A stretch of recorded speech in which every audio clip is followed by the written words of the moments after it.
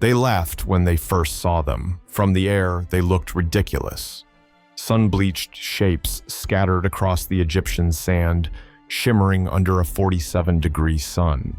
It was the autumn of 1942, weeks before the Second Battle of El Alamein. British engineers, their shirts soaked through with sweat and sand, were hammering wooden frames into place, stretching fabric over them and painting crude gun barrels with black tar. From above, the German reconnaissance pilots of the Afrika Korps tilted their cameras, saw the outlines of tanks and artillery, and radioed back with a sneer, "Child's toys for soldiers." Yet within those toys lay the most audacious deception of the Desert War, Operation Bertram. The plan was simple, absurd, and brilliant: to make Rommel believe the British were preparing an attack from the south, while the real assault would come from the north. They built an entire Phantom division, 400 dummy tanks, 700 fake vehicles, and 100 wooden guns. By day, they concealed the genuine ones under tents marked supply depots, and by night, they rolled the real tanks north, their tracks disguised as food trucks. A single mile of canvas road could be laid in under 30 minutes.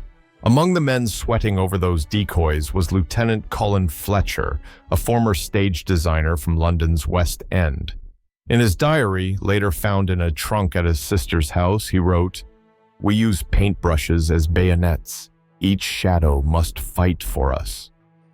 Nearby, Captain Julian Trevelyan, an artist-turned-camouflage officer, sketched the sunlit silhouettes of their cardboard fleet, whispering that one wrong shadow could cost 1,000 lives.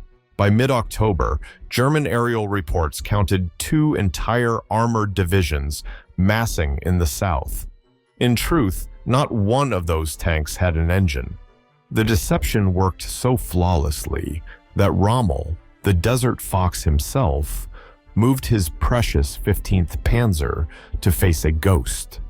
And in the few days that followed, the real British 8th Army gathered unseen to the north, ready to strike where no eyes were watching. The irony hung like heat haze over the dunes. Men were dying in other battles for ground and oil, yet here, under the merciless desert light, victory began with shadows, plywood, and patience. The mirage had become a weapon. When the battle erupted on 23rd of October 1942, British artillery thundered through the night. Rommel's staff looked south, at their own reports, their own photographs, and prepared for an assault that never came. Meanwhile, tanks they believed were still under construction rolled from the north, punching through minefields at 30 miles per hour. In those few deceptive hours, the tide of the Desert War turned. 13,000 Axis soldiers would fall or be captured. The laughter over the cardboard tanks would never sound again. And perhaps that's why this story still grips the imagination. Because the war that began with steel and terror also yielded victory from imagination and illusion.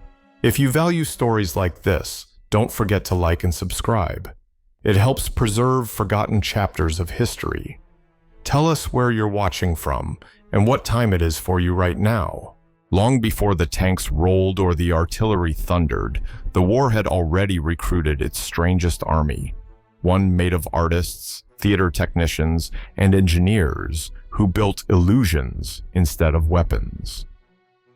They gathered quietly inside a nondescript warehouse near Kensington, London, in early 1942.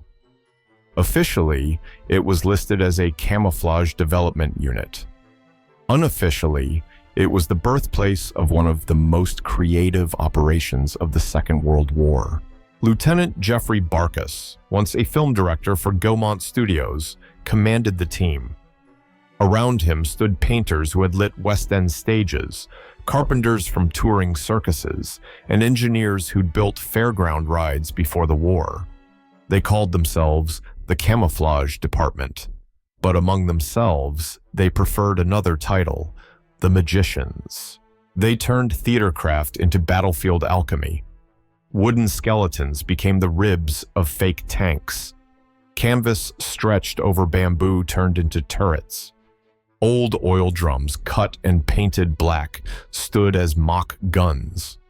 Every brushstroke mattered because, through the lens of a Luftwaffe reconnaissance camera flying at 10,000 feet, the difference between shadow and salvation was a single misplaced line. By the summer, Operation Bertram's material demands looked almost impossible. 400 dummy tanks, 100 fake artillery guns, 2,000 bogus supply vehicles, and miles of camouflage netting woven with strips of painted cloth to mimic sun-scorched desert soil. The British Army requisitioned schoolyards and airfields to store the creations. Each one was labeled, catalogued, and even assigned a false regimental insignia, so that enemy analysts would find consistent, convincing evidence. Private Ernest Hill, who had been assigned painter in Manchester, remembered the absurdity in a letter home. "We are building the world's largest toy shop, but the customers are enemy bombers." His friend, Corporal Reeves, added, "A wrong brushstroke might cost lives, so I paint with the care of a surgeon." Every fake tank had to fool not only the enemy, but physics itself. They experimented with light, reflection, and heat signatures. Engineers learned to angle metal foil so that sunlight would reflect like armor plates. To simulate the heat of engines, they placed small fires beneath the decoys so that infrared cameras would detect warmth.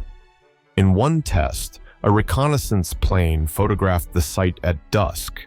The shadows, glows, and outlines were indistinguishable from a real armored division. When the War Office reviewed the photographs, one colonel reportedly laughed until he realized he could no longer tell which were real. "If I can't," he said, "then Rommel won't either."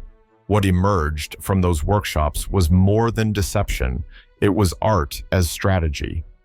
Every plank, nail, and brushstroke carried the moral weight of soldiers who would soon rely on illusion for survival. The cardboard tanks of Operation Bertram weren't symbols of weakness. They were proof that imagination could outmaneuver firepower. And when the convoys of wooden armor finally reached the desert, even the men who built them fell silent. They watched the sunlight flicker across their creations and understood what they had truly made. Not fakes, but faith. The belief that minds could save lives where steel could not. By 1944, deception had evolved beyond paint and plywood. The Allies no longer built illusions only for the eye. Now they crafted them for the ear. In a laboratory at Bell Telephone in New Jersey, engineers hunched over reel-to-reel recorders, capturing the growl of tank engines, the grind of treads over gravel, and the metallic slam of hatches. What began as a curiosity became one of the most effective sonic weapons of the war. This new chapter of illusion would culminate in the hands of the 23rd Headquarters Special Troops, the fabled Ghost Army. Activated in January 1944 under the command of Colonel Harry L. Reeder, it was a unit of 1,100 artists, sound technicians, and radio operators whose mission was not to kill, but to convince. Their arsenal included inflatable tanks, fake radio transmissions, and, perhaps most astonishingly, recorded soundscapes capable of tricking German intelligence into believing that entire armored divisions were on the move. The recordings were meticulous. Engineers followed real Sherman tank battalions across training grounds in Louisiana, recording every gear shift, engine throttle, and shouted command. Each sound was logged by distance and terrain type. Then came the magic, the playback trucks. Mounted with enormous speakers capable of projecting sound 15 miles, these mobile illusions could make a single Jeep convoy sound like an entire armored corps moving through the night. Sergeant Ralph Ingersoll, a field operator, later wrote in a letter, "We drove through fog near the Loire, playing tanks and half-tracks from our speakers. Locals came out to watch them pass, though there was nothing to see. Another technician described how even Allied sentries were fooled, reporting heavy movement that existed only in the dark. During one deception near the town of Saint-Lô, they staged an entire phantom division, codenamed Operation Elephant. In reality, it was 12 men, a dozen loudspeakers, and a field of rubber tanks shimmering in the moonlight. German scouts picked up the noise and reported the movement of the U.S. 6th Armored Division, a unit that was, in truth, still hundreds of miles away. The Wehrmacht's response was immediate. Artillery repositioned, reinforcements diverted, fuel wasted, chasing echoes. The success of sonic deception lay in its precision. Recordings matched the cadence of real troop movements. 20 engines starting in staggered rhythm, the clatter of tools against hulls, and even the faint murmur of soldiers talking near mess tents. It wasn't chaos. It was orchestration. War as music. But behind the laughter and bravado of these battlefield performers, there was always a darker awareness. Private Robert Tompkins confessed in his notebook, "It feels wrong making ghosts of men who will die because of what we create, yet it keeps our friends alive, so I keep rewinding the tape." In a war obsessed with destruction, these men found salvation in illusion. Their weapons were invisible, their victories silent. And still, each night before sleep, they listened to their own recordings of thunder and thought about how fragile the truth had become. The invasion of Normandy had already changed the war, but few knew that its shadow campaign, a theater of ghosts, was unfolding just beyond the gunfire. In the weeks after D-Day, as real soldiers bled on the beaches, the illusionists of the 23rd Headquarters Special Troops went ashore with an arsenal of air pumps, paintbrushes, and portable radios. Their assignment, to make the Germans believe that whole American corps were appearing and vanishing across France. It began near the town of Saint-Lô in July 1944. Convoys of trucks arrived under the cover of night, their headlights blacked out, carrying crates marked "Equipment, Classified." By dawn, fields that had been empty were now filled with tanks that gleamed dully in the morning mist. Only they weren't tanks at all. They were rubber shells, inflated by air compressors and weighted with sandbags so they would sit naturally on the soil. The unit worked in silence, inflating over 100 of them in less than 4 hours. When the first German reconnaissance planes passed overhead, the cameras caught exactly what their commanders wanted to see, an armored column forming for an attack along the Weir River. At the same time, radio operators from the Ghost Army switched on their transmitters, impersonating the communications of the real 6th Armored Division. They chatted about fuel shortages, troop movements, and non-existent supply drops. Each message was designed to be intercepted, decoded, and believed. Meanwhile, sound trucks, the same type tested at Bell Labs months before, rumbled through the hedgerows, blasting the thunder of engines and the metallic rhythm of tank tracks. The Germans, listening in, grew certain that a massive American push was building in the West. The deception worked so well that 2 entire Panzer divisions redeployed to counter an army that did not exist. Those few hours of misdirection allowed the actual U.S. 4th Armored Division to move unopposed across the French countryside toward Avranches. It was like watching a shadow fight a shadow, remembered Lieutenant Jack Macy, one of the camouflage officers. The Germans were firing at ghosts, and the ghosts were winning. By September, the Ghost Army repeated the act across Europe, near Metz, Luxembourg, and the Rhine. They even went so far as to create false campfires, tire tracks, and dummy bridges. In one operation, soldiers painted canvas sheets to look like water reflections so that fake pontoons would appear real from the sky. It wasn't just trickery, it was engineering, choreography, and psychological warfare performed under threat of discovery. Among them, Private Harold Dahl wrote in his field notes, "The closer we get to Germany, the less we fight with guns. We fight with doubt." His words captured the essence of the campaign. These men weren't hiding the truth.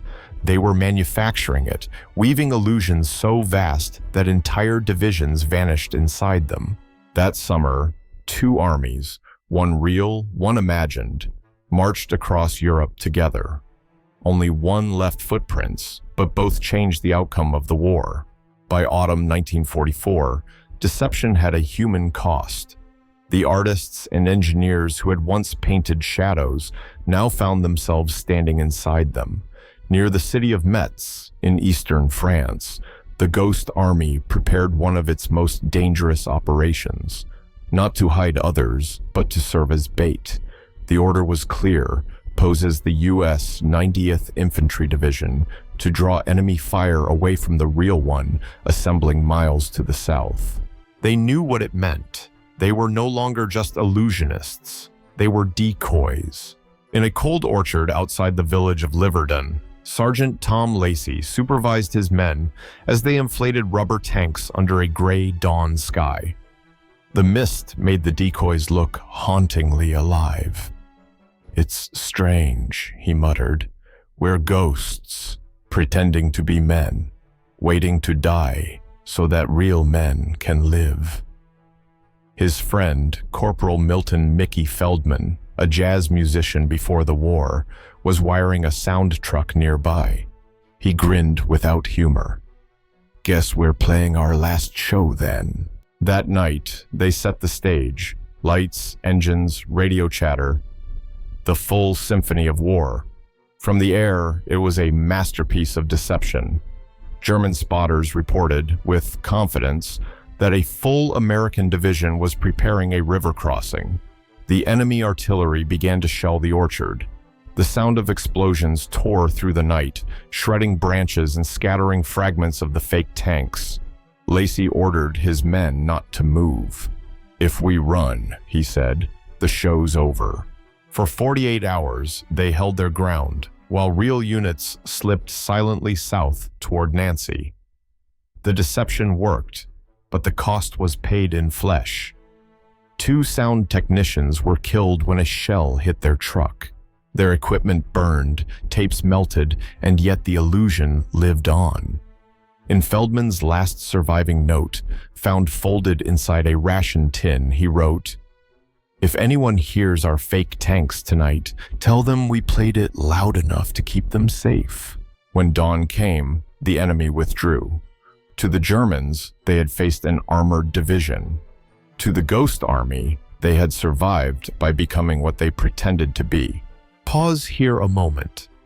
If you were in that field, knowing every sound you made might invite death, would you still have kept the speakers running? Would you risk your life for a lie that saves others? Tell me in the comments what you think.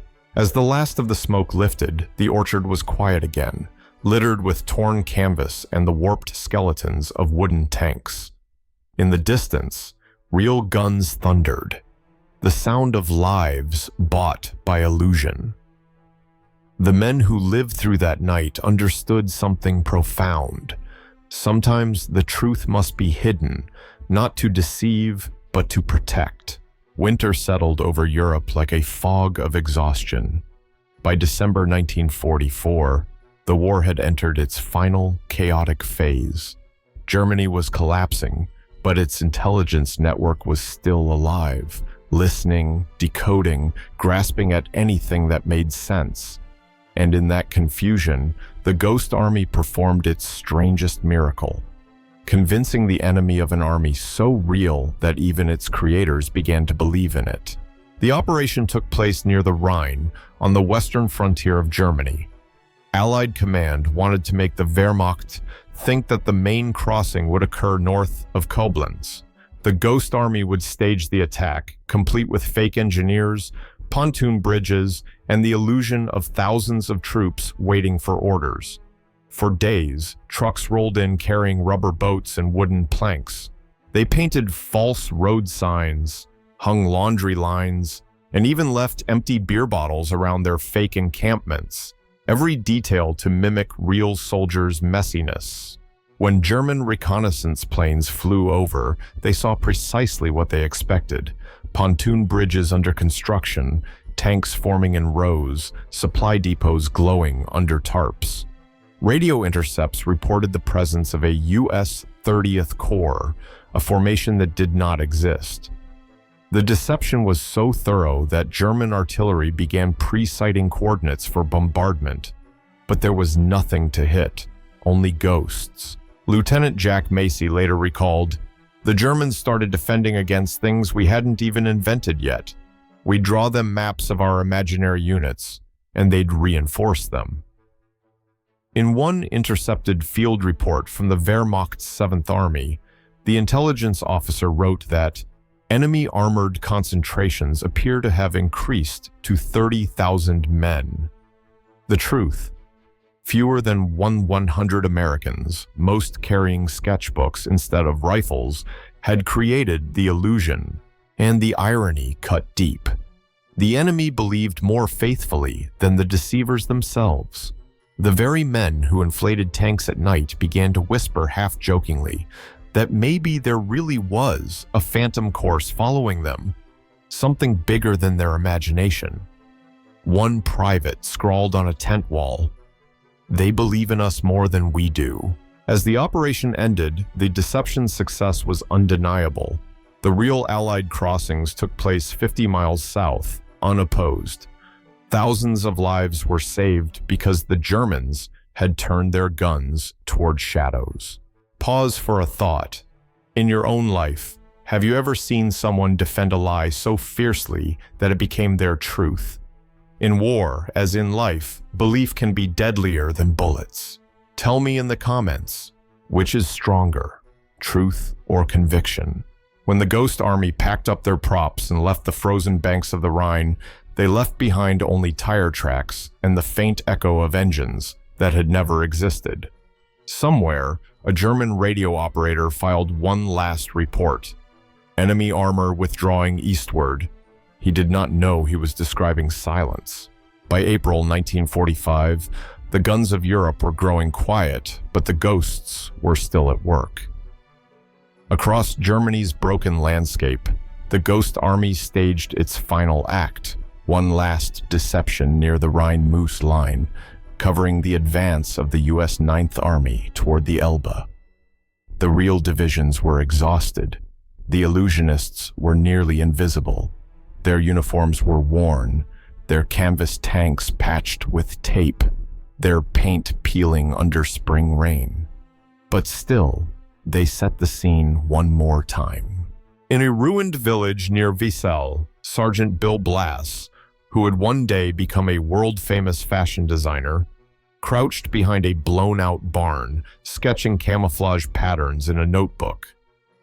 "We're almost finished," he told his friend, Private Bob Tompkins, the same man who had once rewound tank sounds in France. "But the ghosts deserve a curtain call." That night, they inflated their final battalion of rubber Shermans and turned the speakers toward the river. A recording of rumbling engines filled the mist, a low thunder rolling through the night like the heartbeat of an invisible army. At dawn, the Germans opened fire on the illusion. Artillery shells whistled over the reeds, detonating harmlessly in the empty fields.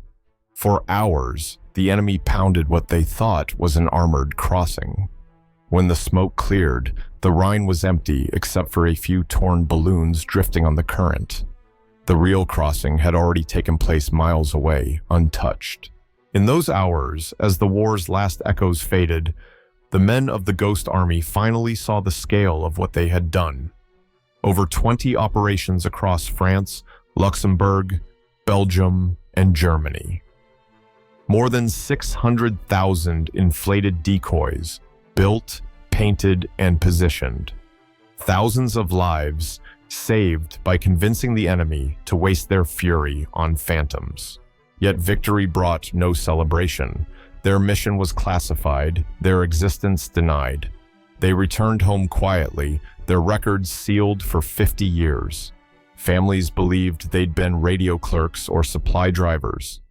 Only in 1996 did the U.S. Army finally declassify the Ghost Army's operations, revealing how art, sound, and imagination had fought side by side with rifles and tanks. Private Tompkins, years later, wrote in an unsent letter found after his death, "Sometimes I dream of the tanks we made. They roll past me in silence, their rubber skin gleaming in moonlight. I salute them. They were never real, but their courage was." That line captured everything this war of illusions stood for. The fake tanks, the painted guns, the fabricated radio chatter, all of it. Built not to deceive for power, but to preserve life.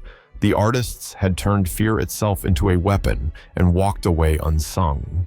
And now, decades later, one of those fragile rubber tanks rests in the Imperial War Museum. Its seams are frayed, its paint faded by time. A small sign beneath it reads, "Sometimes the greatest weapon is what the enemy refuses to believe." The ghosts finally have names, and their silence still speaks. When the war ended, silence returned to the landscapes once filled with thunder and lies. Across the ruins of Europe, the ghosts packed away their paints, their wires, and their folded rubber tanks, leaving behind nothing but faint impressions in the mud, marks of battles that never truly happened. The men who fought with imagination instead of steel returned to lives that seemed smaller than the illusions they had built. A few became architects, a few became teachers, and some never spoke of what they had done. For decades, their stories slept in locked files, unmentioned in textbooks, forgotten between the names of battles won by noise rather than silence.